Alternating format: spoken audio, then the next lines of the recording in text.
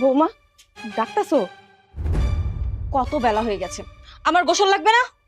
তুমি গোসল করবা মা? আমি আর তোমার ভাসুর তো পুকুরেই গোসল করি। তো আমিও কি পুকুরে সব মানুষের সামনে গোসল করব? না তা কেন, তুমি টিউবওয়েলে যাও, গোসলখানায় যাইয়া গোসলটা সাইরে আসো। সেটা না হয় বুঝলাম, কিন্তু আমার গরম পানি কোথায়? গরম পানি সেইটা দিয়ে কি করবা? শুনেন মা, গরম পানি ছাড়া আমি গোসল করতে পারি না। যান, গরম পানির ব্যবস্থা করেন। আরেকটা কথা, আমি গোসল করার পর আমার কাপড় চোপড়গুলো আপনি কেচে দিবেন, পরিষ্কার করে সুন্দর করে কাচবেন। কাল থেকে আপনার ছেলে বাসা থেকে বের হওয়ার পর আমার জন্য চা নিয়ে আসবেন। চা নিয়ে আসার কিছুক্ষণ পরে আমার জন্য নাস্তা নিয়ে আসবেন, মনে থাকবে? আরেকটা কথা মা, এসব আনকালচার্ড পোশাক পরে না আমার সামনে ঘুরঘুর করবেন না, খ্যাত কোথাকার। যান, আমার জন্য শাড়ি নিয়ে আসেন, আমি গোসলের পরপর পরবো। আপনার ওই পলিওটা কোথায়? দেখছি না যে। বৌমা, ও তোমার ভাসুর, ওই হলো, সে কোথায়? কাজে গেছে। সে আসলে আমার শাড়িগুলো আয়রন করতে বলবেন। আর শোনেন, একটার মধ্যে আমার লাঞ্চ রেডি করবেন, না হলে কিন্তু আপনাদের খবর আছে বলে দিলাম। যান এখন। দাঁড়ান,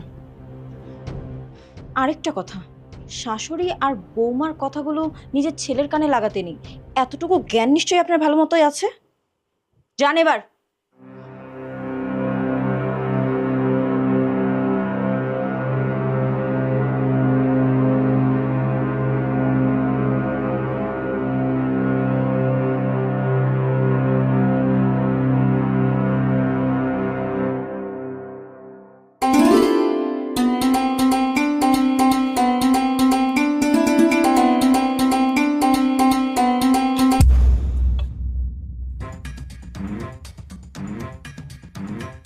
ওই কেডা?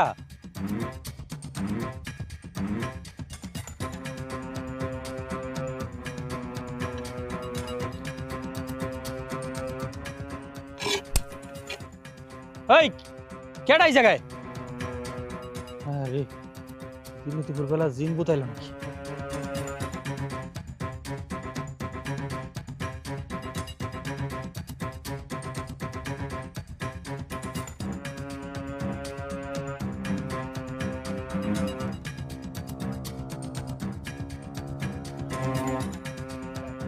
এই!